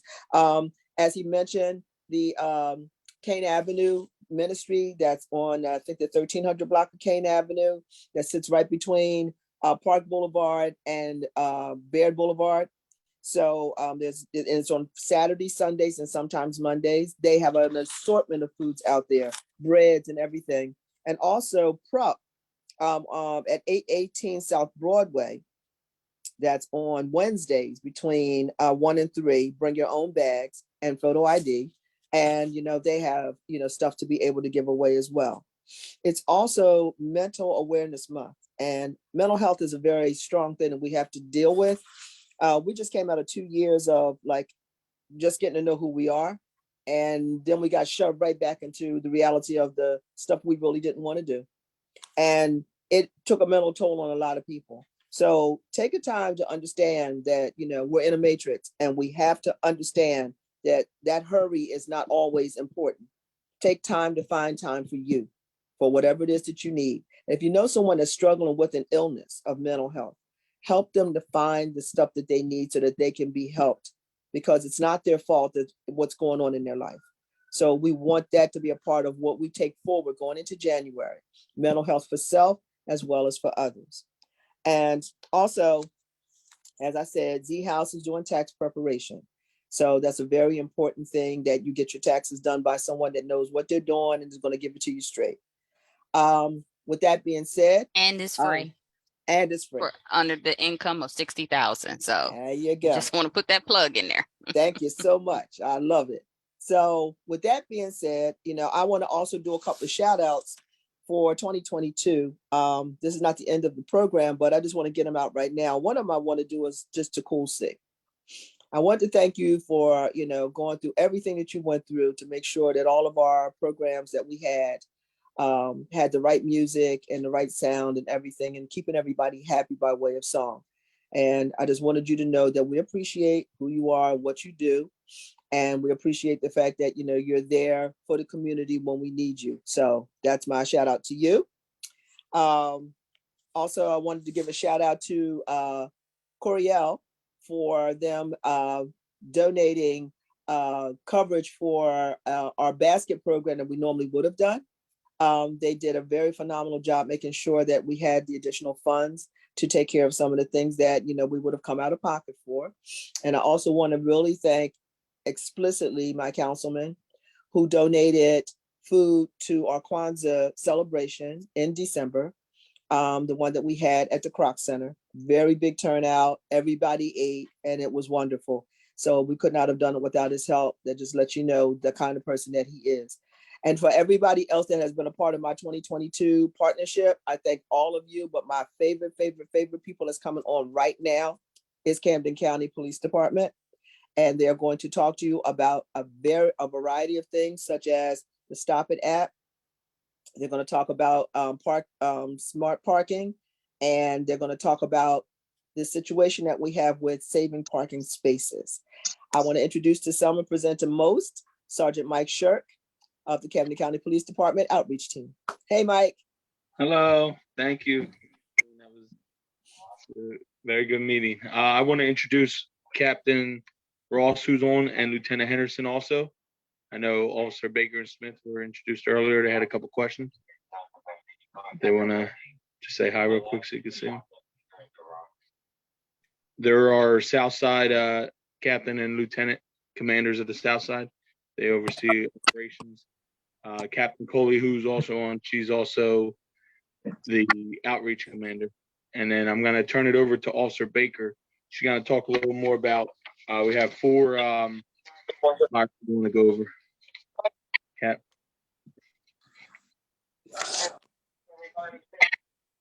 Yeah, how's everyone doing? I'm Captain Ross. I'm part of operations. Oversee a lot of the uniformed officers that you see out there on a daily basis. The flyers and everything that Officer Baker is going to go over are very important. They've seen success with them if they're used properly. If you have any questions after they're done being explained, please ask. Let us answer any questions you have, any concerns you're seeing in the community. Let us know, and we'll start working on getting them addressed. One I'll talk on real quick is the Stop It app. The Stop It app is very successful. It's used citywide for us. You can remain anonymous and just send a text into this app on your phone. Let us know what's going on in real time, and we can address it immediately in the area. And it can be ongoing, and it's not just to a automated system. You'll talk to a real analyst in real time and can really get specific on what the issue is that's happening. So the officers will explain it, and if there are any questions at all, please feel free to ask. If anyone in further community meetings needs to would like to meet up or have any face-to-face conversation, just let me know, and we'll get it all taken care of. I really appreciate your time and having me on. Thank you. Thank you, Captain Ross. That was excellent. So, Mike, who's next? Lieutenant Henderson, do you have anything? Or good evening, everyone. Same as Captain Ross, I'm one of the night shift commanders, overseeing the South District, primarily the 2nd District, but I also float into the 4th District, which encompasses Parkside, and we're here to answer any questions, help you guys out with anything we can. Let us help you and you help us, so that way we can achieve what we want with less crime and get everything straightened out. That's all I have. Thank you. Excellent. Thank you so much, Lieutenant Henderson. My question to you and to Captain Ross, your cell phone numbers, do you have them? Because we in Parkside have cell phone numbers that belong to our police department. So if you could put them in the chat, that would be excellent. So that way we can get in touch with you, because I have everybody else's but yours at this point. And we want to make sure that we're always connected. Will do. Thank you so much. Well. So, Mike, next. Thank you. Officer Baker, Captain Coley, I think, had to step away, but Officer Baker, if you want to go. Sure. So I want to try to share my screen here, so that way you'll, if you can allow me to share the screen so I could explain the 4 flyers. By the way, while they're doing that, I'm Officer Baker. I'm part of the community outreach unit, and I typically stay around that area, as well as Whitman Park, are like my areas that I typically man or I'm around, as well as I'm a resident in Parkside. So Parkside is near and dear to my heart. So as you can see, I don't know, can you guys see it? Yes. Okay, so as Captain Ross had stated, we have our Stop It app that we have that you can download. This is the flyer. I'm pretty sure you've probably seen it one way or another, that we've distributed around in the areas, particularly areas where there has been a criminal element of some sort that has happened. We just want to remind our residents that we do have this app to use. You can simply just download it, and it will sometimes ask you for the organization to connect to. You would then type in Camden County Police Department, and you would click on the one that repeats the name, not the one with the address, because it's incomplete. And then it will connect you to our organization. From there on, the tips that you submit through there will come directly to us. It does not go to a dispatch system or anything like that. It comes straight to our department. When you are using the app, I do want to reiterate that it is important that you include as many details as possible. If you know names, if you know colors of what they're wearing, particularly how many people you see, or license plates of the cars, or any of those details are important. You would submit them in the space where it asks for tip, as well as there's categories. You can select whatever category that fits. And there's also a feature on there where you can add a photo or a small video clip. So that is an awesome piece as well. So that way we can get a great visual of what it is you see. Of course, only get those things if it's safe to do so. We don't want you guys breaking your neck to like peek out and, you know, cause an issue. So we just want to make sure that everybody's safe when they're doing that. Again, it's one of those, this app is like the Chiefs baby. So like, it's really important. If you guys see anything, please report it on the app. Next thing I want to kind of touch on is for the parking. I know our councilman had touched on this. We have a flyer that we have handed out to a couple of areas now so far. It is like a friendly reminder. It reads, notice, our community would like to remind you, please follow no parking signs and do not block driveways or sidewalks. Please do not block fire hydrants or safe spots using any objects, including cones, chairs, or trash cans. So it is a municipal code that is actually against this, and you are not allowed to utilize any objects in the street, to include cones, to block parking spaces. And yes, I do understand that, you know, everybody would like to park in front of their home, but the street is public. So in that respect, you are not allowed to block the space for that purpose or any purpose at all. Now, if you have handicap parking, or if you have permit parking, then that's something different, and you need to be calling in and reporting those things. And you can either simply report it to the police department, or you can report it to the parking authority as far as the permit parking, I believe. As far as handicap parking, if someone's parking in a handicap spot, you need to be calling 911 so that way they can dispatch an officer out to your area and take care of it accordingly. But again, I really want to stress that we are not allowed to block parking spaces in the streets. They are all public for the most part, and it's public parking. The next thing I do want to take care of is, in addition to our notice parking or friendly notice parking sign, we have our Park Smart signs that sometimes we hand out these flyers as well. We just wanted to reiterate that you be mindful of where you're parking and how you're parking. So you want to make sure you're parking in a well-lit area, making sure you don't have your valuables out in the open where people can look in your car and see them. It just entices people to break in, even though we know that it's illegal to do so. Making sure your doors are locked, making sure your windows are closed all the way and locked as well. Making sure you're not leaving your keys in your car.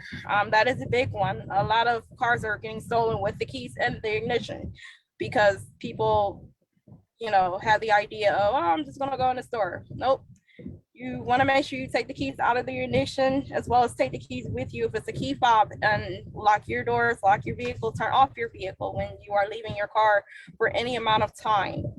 And making sure along with that, you are not having money out in the open. So that's just a couple quick tips that we like to remind our residents here in the city about.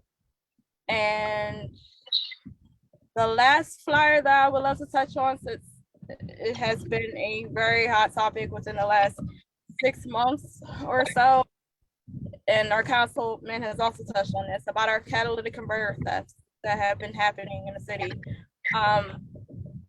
Pretty much it's just giving tips about parking as well. Like, you want to make sure you're parking in a well-lit area or garage that's secure.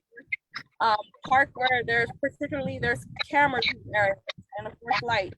Making sure your car alarm is set to activate when, you know, your car vibrates or when someone touches your car. making sure you're aware of where you are parking, as far as some of the areas that may be hot spots. You don't want to park particularly in those areas overnight. And as well as trying to get an anti-theft device installed into your car or into your converter. So because this has been like a really big issue lately. I mean, I know myself personally, people have walked up to me and said, "Oh, hey, my converter has been stolen." But you also, if this has happened to you, you want to make sure you're reporting it to the police department so that way we are aware of what's going on in what areas. There's also some frequently targeted models here listed, which is the Honda Element, the Toyota Camry, the Dodge Ram, the Honda RAV4, Toyota Prius, Mitsubishi Outlander, and just be mindful of just like what kind of car you have. If it seems like it's easy accessible to get underneath it, then just beware of that. So if there's any questions, we are open to them. Yes, we have questions. The first person, you already answered this question, but someone said about they have handicap parking in front of their house and people from a local bar park in it. So you're saying they should call 911. Yes, absolutely. Okay. And then the second question was how are it's about abandoned cars being, I guess, left on the street. And then what to do about the local mechanics who are working on these cars in the street. Like they have a little business where they park 4 and 5 cars and they work on these cars for people. So as far as the illegal business, that is something you need to be reporting to license and inspection. That is something that they need to come out and they need to see if it is an actual a legitimate business. And if it's not registered, then they will get tickets on that end. As far as fixing the cars on the street, that is illegal. They should not be doing that as well. So I would also call that in and report it. Or again, it's one of those things you can utilize the Stop It app for. The last one was the abandoned cars. What about the abandoned cars? As you know, it's the same thing as well. You can report it on the Stop It app, and then we would dispatch an officer out there. As well as you can also call 911. Just make sure again you're getting particular color of the vehicle, type, the make and model, the license plate, even those things are important. So that way, when if we can send an officer out to the area, they'll be able to locate it. So my question is, because people have reported them, but when the officer comes out, they said, well, it has tags on it. Because that's the other thing. Even though it's abandoned, it'll still have tags on it. And they just say, well, it has tags on it. But the tags could be expired and it'll be just sitting there for months. So we get a lot of abandoned vehicles, cars reported through the Stop It app. Sometimes they come through 911 calls, sometimes city council. I know our officers are out there. We're running the tags, we're checking the VINs, confirming them. Another issue we're having too is a lot of people are dumping trailers they don't want anymore. That's a huge issue. They come in the city, not so much Parkside area, but throughout the city, they're dumping trailers. And if they're not registered, our officers are running the tags and checking. If they're not registered, but it is out front of the previous registered owner's house, we're trying to give them the courtesy. We will sticker the vehicle. We will usually give them about a week to remove it or get it registered. If it's a vehicle that, 4 flat tires, or maybe they're working on it, they took a tire off, whatever, it looks like it hasn't moved in a while, we usually, and as long as it's registered to the house right there, we try to give them the courtesy. We slap a sticker, abandoned sticker on it, and then we come back and do checks on it for that. If it doesn't belong in that area, not registered in the area, we usually tow it right away. Sometimes we give them the courtesy too, because some people may be using someone else's car or bought a car and haven't yet got it in their name. So if you see the abandoned sticker on it, that means my officers or the officers of the Camden County were out there, they ran it, and it's in our notes that we're going back and following. Okay, thank you. I know Councilman had his hand up. So he can. Yeah, I just wanted to piggyback off of what Officer Shirk was saying. I get calls on abandoned cars all the time, and I call the mayor's office. We just want to make sure that it's an abandoned car. Just because it's been sitting there does not, if the inspection sticker is good, then, Mike, I don't know if there's much that could be done if it has a good inspection sticker on it. But if it's a car where the windows are busted out or 4 flat tires and it hasn't been moved, that's a different type of situation. When it comes to the trailers and the containers that we see on the street, we have a piece of legislation that we're working on right now that will address those issues. I know Camden County Metro has been meeting with the administration. We had to make a few tweaks. I received some updates today from Howard McCoach. And this is concerning parked commercial vehicles and some of the containers and trailers that's on the street. So the legislation is where they won't be able to park in residential areas, and that's to be continued. So we'll be talking about that for the next 2 months at least. Thank you, Councilman. Just real quick, if it has a tag on it or if the VIN is legible on it, we will be able to run it and see if it's registered. Sometimes tags get stolen and people leave it with no tags on it just because there's a tag not on it doesn't mean it's registered. But most of the time you'll see us out there, and like I said, throw that in the stop of that, throw a picture of it for us. That helps us a lot. That way we know the car, because in some areas there's a bunch of cars that they might be registered to the house they're parked right out front of, and the person might be taking parts off it and then plans to get rid of it. So our officers, I know we had a couple today from the mayor's office that we investigated. We went out there and we knock on doors, try to find where the owner is and find a proper owner. And like I said, if it's registered right to a house right there, we try to give them a little leadway before we just impound it. Mm-hmm. And Mike, I would like to bring some special attention to there's a lot right behind Hatch Middle School between Bradley and Ormond. There's an alleyway there where residents had some concerns about stolen vehicles parked there possibly. And the alley right off of Hatton and Lansdowne behind the corner store there's some concern about stolen motorcycles that go into one of those properties next to the store in the rear. I've looked back there and I see motorcycle license plates all over the ground. So there might be some activity going back there. And then Lansdowne, what was the other one? Hatton and Lansdowne for the motorcycles in that alley, and the alley behind Hatch Middle School where Greenwood, Bradley, and Ormond, right, there's an alley that connects those three right there. And the back of the houses face on Bradley, but their backyards are towards Greenwood. And the alley goes from Greenwood to Ormond, where Lansdowne run into. We'll look into the alleys for sure. If they're on, I know over there's sometimes they're on private property. That's when we got to get L&I involved a little more, and for them to go in there and investigate on the properties in that where you're talking about Haddon's Lansdowne, that mechanic shop in there and all back in there. But I'll look into them tomorrow for sure, and I'll follow up with you. Thank you. Okay, so this is great. So are there any other questions for CCPD while we have them? They are very busy and they always take the time out to come and join us when we have our meetings.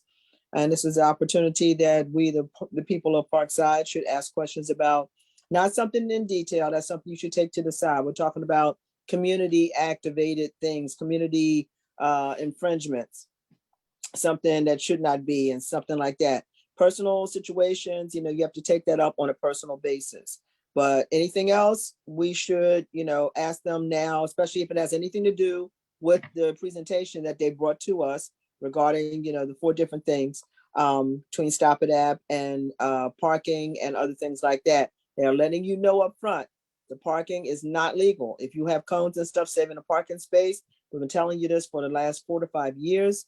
And now we have stuff to actually show that it's actually what we said. So that means enforcement is going to be more stricter than it was before. And CCPD doesn't bother you too much. Majority of what goes on is what they do to protect us.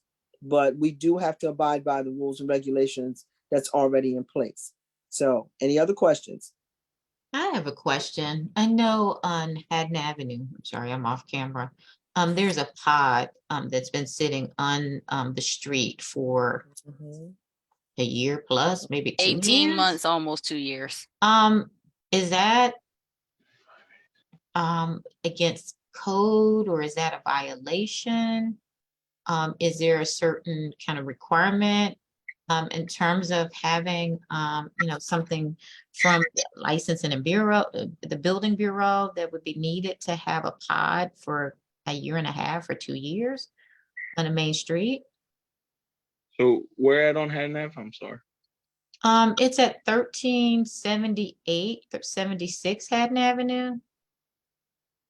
All right, I'll look into that for sure again tomorrow. That could be is possibly construction going on, and if that's the case, there should be a permit in out front or in that resident or commercial property. If they have construction going on, it would be listed in their permit. But I can look into that one too. 1376 Haddon Ave. Yeah, it's in that immediate area. Yeah, 1376. Yeah, and Chris had his hand up. Councilman had his hand up. And then we had a question in the chat box. Someone said, with Cold Blue, are officers able to provide transportation to warming centers? Sergeant. Yes. I'm sorry. Yes, we can provide transportation. We have in the past.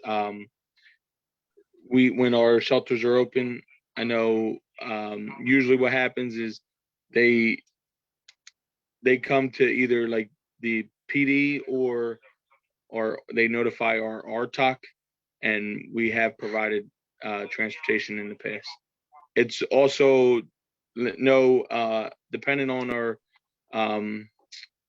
at the time or availability. So if it's a busy night, we might not get there right away. That's why some people try to get their own transportation, or some people help people. If we have a busy night, we might not be able to get there for a little bit, but we have provided transportation in the past, yes. And Bridget, that's part of the new parking ordinance for commercial vehicles. Those pods and containers are included in that language. If it's as Sergeant Mike Shirk had said, if it's temporarily construction or something minor, then it's okay. But if it, like you said, 18 months, that's ridiculous. It's not just on Haddon Avenue, it's on State Street in North Camden. It's different spots around the city that need to get those things removed. And so we made that a part of the new language when we talk about tractor trailers and commercial vehicles and school buses taking up residential parking spots. Those are also included. And I also believe the pods also have a little bit with LNI too, so I'm gonna reach out to them and talk to them. We're more or less vehicles, but we'll look into that too. I know, I don't know. Yeah, because sometimes they've moved that pod, so I think someone's just using it as storage.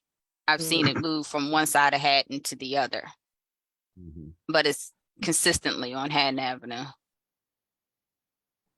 I will definitely look into that, the 1300 block of Haddon Ave tomorrow, and I will follow up with. Thank you. I also threw my contact information in the notes. I know some have it on here, not everyone. So not everyone, yep.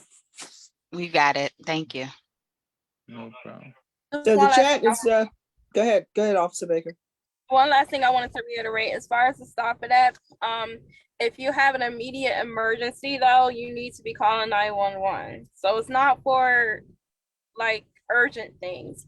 It's for things that you need to report to us that isn't so urgent. But if there's a true emergency, you need to be utilizing 911. So I just want to make sure I reiterate that to everyone.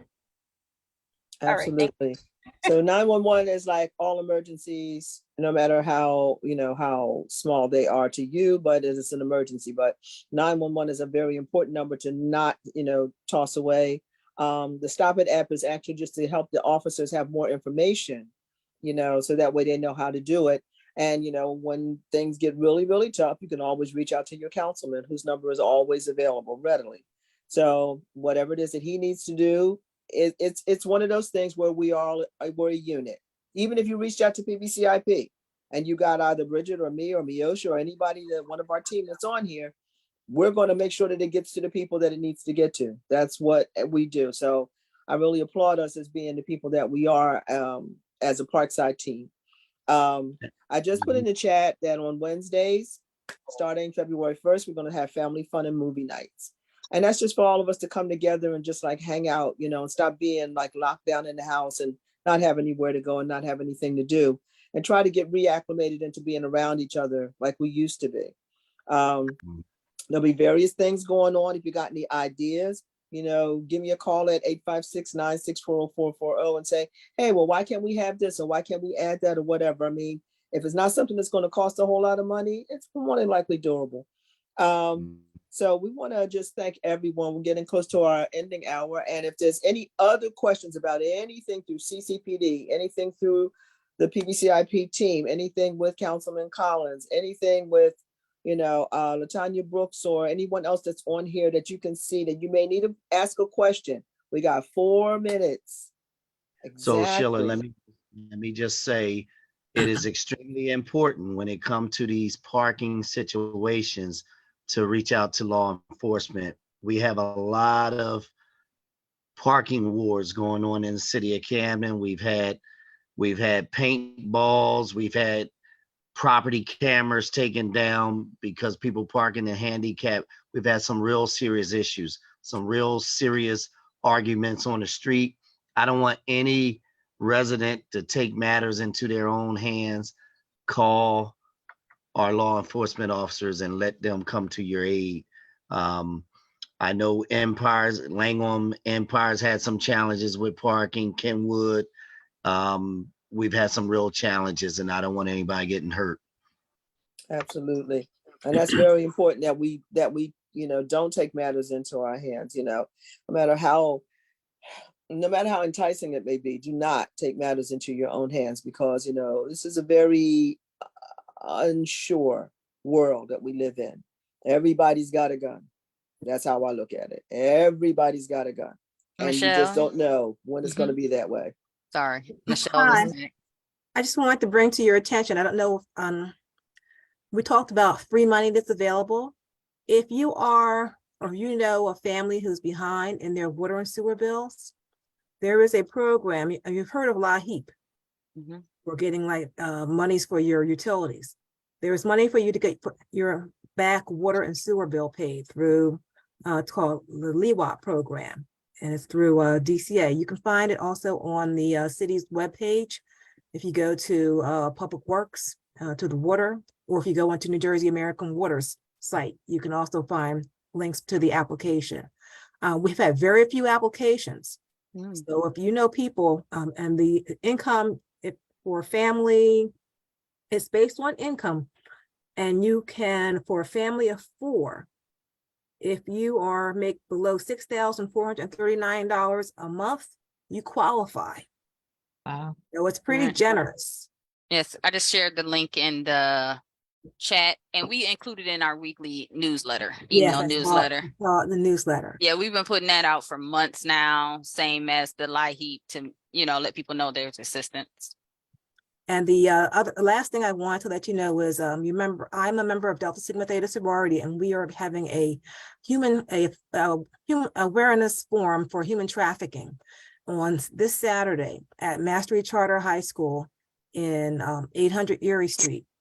And there is a problem of human trafficking here in the city of Camden, as well as elsewhere, involving our young women of color.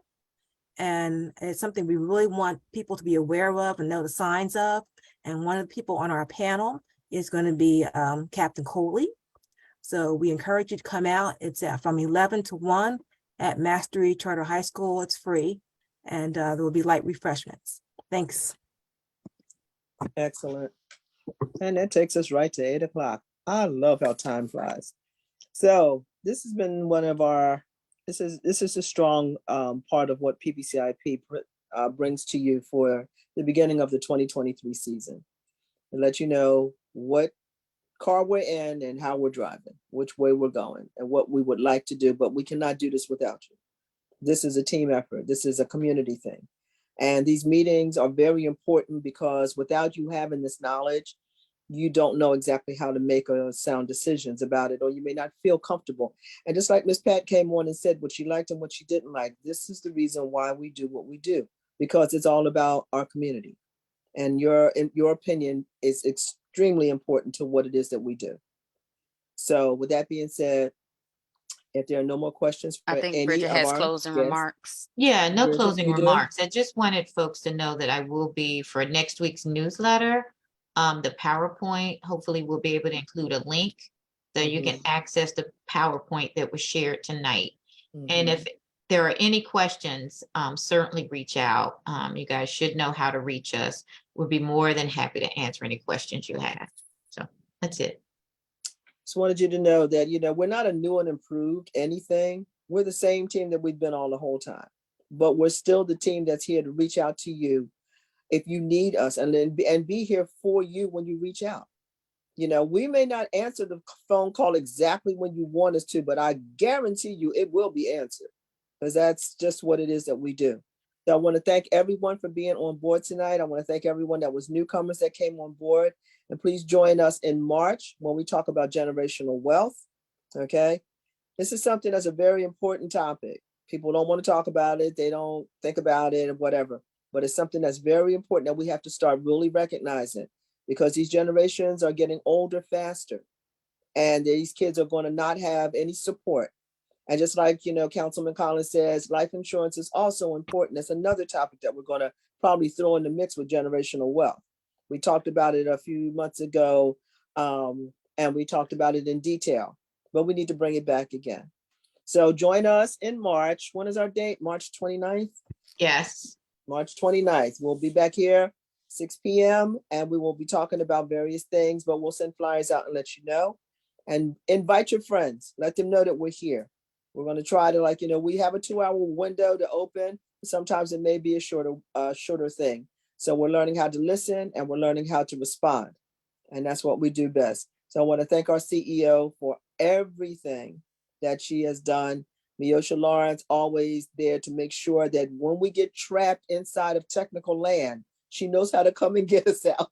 Because I was trapped in it. I couldn't even get on Zoom tonight. And if it wasn't for her, I would not be here. But I want to thank our councilman. I want to thank everyone else. Michelle Banks-Spearman. Ms. Rodriguez, thank you so much for being here. This is my first time seeing you. Thank you so much. Denise Renier, Miss Naomi Belia, who has a book coming out sometime, somewhere. I know it's in the air. Steve, Officers Baker and Smith, Lieutenant Henderson, first meeting you. Thank you very much. Mr. Graves and Cherry Hill, thank you so much for joining. Mike, yeah, I'll see you on the street. That's the way we go. Sylvia, I'm just going through this whole program. And who else? Shelley Brooks, Mr. Harrison, Jamie E, Miss Riley. I thank everyone for being here tonight. Sarah Drummond, all of our team. Thank you so much for being with us. Look for everything that we do. We're going to try to post it. If you've got questions, just give us a call and we will give you what we have. But Angela will be coming up soon with that money. You need to get your money. So you need to do that. You need to file for the Anchor program. That's what I'm leaving you with. That's my piece for you guys. Thank you all. Love you. Let's knock 23 out. Let's do this. Have a good one. Good night, everyone.